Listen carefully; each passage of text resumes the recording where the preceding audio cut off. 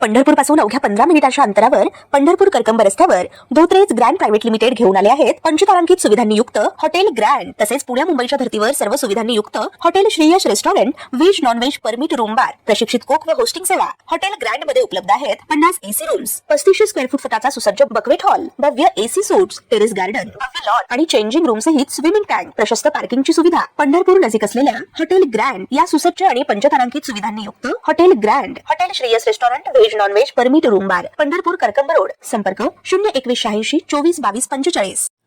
बीड जिल्ह्याच्या परळी येथील रेल्वेमध्ये कार्यरत असलेल्या एका पोलीस कर्मचाऱ्याने माधवबाग येथे भाड्याच्या घरात गळफास घेऊन आत्महत्या केल्याची मोठी घटना आज सकाळी उघडकीस आली। नितीन पंडित ढगे, वय वर्ष 30, राहणार लोहारा, तालुका लोहारा तसेच जिल्हा धाराशिव असं रेल्वे पोलीस कर्मचाऱ्याचं नाव असल्याचं समोर आले।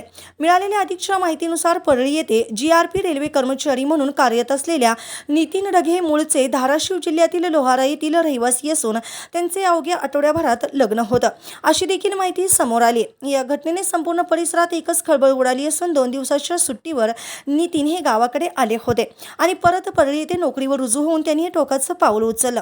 नितीन यांना कामावर असताना वरिष्ठांचा त्रास असल्याची माहिती समोर येत असून त्यांनी एवढं टोकाचं पाऊल का उचललं याबद्दल अद्याप कोणतीही अधिकृत माहिती समोर आलेली नाही।